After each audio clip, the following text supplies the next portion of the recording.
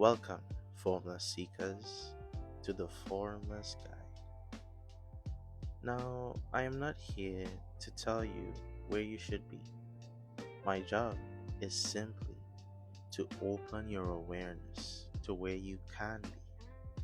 Because when we look at the world, we see levels of existence, we see labels, and most souls are perfectly content with where they are on the ladder. First, you may have the people of well being. They reside in the lower three chakras or dimensions as we know it: the root, sacral, and solar plexus. Their focus is survival, pleasure, and power. They want a safe home, a healthy body, and a good life. And there is nothing wrong with this. In fact, it is the very foundation of life. Then you have the compassionate, the religious, the spiritually aware. They climb to the fourth chakra, the heart, where they find safety in devotion. They find God in the emotion of love. They feel the vibe, and for them, that connection is the destination. Then the awareness begins to expand into the spiritual. These become the teachers. They occupy the fifth and sixth chakras, the throat and the third eye. They find their voice to speak change. They find the insight to see as above, so below. They realize the I is an illusion. But then there are the gurus, the formless awakened beings. They do not stop at the realization.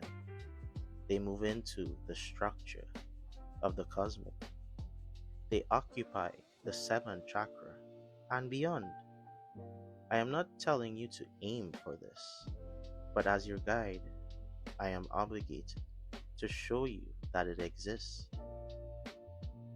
Because if you are listening to this, you might be the kind of architect who isn't satisfied with just well being or just religion. Today, I am going to show you the full map. Now, before we look at the hardware of the gurus, a warning.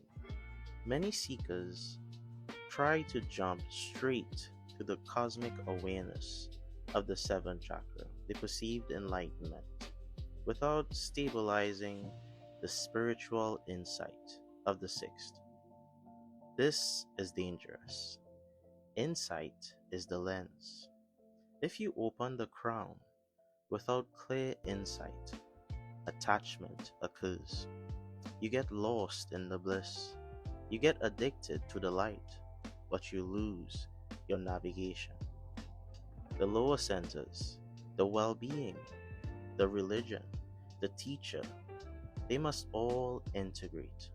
They must flow into the crown. But even the crown is not the end. For the formless beings, they are two stations higher. Most people will never know them, and that is okay. But for you, let's open the blueprint. I'd like you to visualize this with me. Allow the energy to rise from the heart through the insight of the third eye and into the crown of awareness. History tells us this is a 1,000-petaled lotus, but that is just its surface. Look deeper into the core of that very light. There is a grid there. In fact, it can be seen as a geometric shape. Count the corners of this grid with me. From 1, 2, 3, all the way to 12. Why 12, you must think? Because 1 plus 2 returns to 3. It is the higher octave of Tesla's code, and this is the moksha layer. The rule of this channel is simple: counts equal the vertices, and this helps you understand the dimensions within each geometric shape. The heart is a 6, the crown is a 12. This 12-point structure is what keeps the inside pure. It is what prevents attachment to the bliss. It takes the massive energy of the 7th chakra and orders it, guides it. Now, let's just expand your awareness, just for a moment. If you were to stabilize that 12-vertex grid, where would the energy go? It would shoot upward, it would exit your body, and it would hit 2 specific points floating in your field. Point number 13, the Dwadasanta. Visualize a point exactly 12 finger breadths, something about 9 inches above your head. The Sanskrit word Dwadasanta literally means the end of the 12. This is the command center, otherwise known as the Guru Chakra. And now, point number 14, the Nirvana Chakra, moving even higher to the very edge of your field. This is what is known as the void, or consciousness, the silence behind the sound. Do you see the full circuit now? The well-being of the body, the compassion and power generated by the heart, the spirit of the teacher, and the structure of the guru. I didn't just draw this in the dark. I cross-referenced the blueprints of history. Tesla mapped the energy of 3, 6, and 9. Einstein searched for the geometry. The ancient yogis mapped the very anatomy. In the architecture I am showing you today, these aren't different truths. They are different angles of the exact same grid. Tesla's energy needs Einstein's geometry to flow through the yogi's anatomy. Structure precedes flow. You cannot have the formless without the form to hold it, to understand it.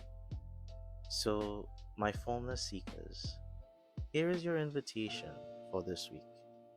I am not telling you to force your way to the 14th chakra. If you are happy within the heart, stay there. It is beautiful. If you are happy within your own well-being, stay there. It is peaceful. If you are working on your insight, stay there. It is necessary. But simply open your awareness to the possibility of the grid. Know that the map goes higher. And if you ever feel the call to build, to grow, now you have the blueprints. Take a deep breath. You are the geometry. Consciousness. This is your Formless guide, signing off.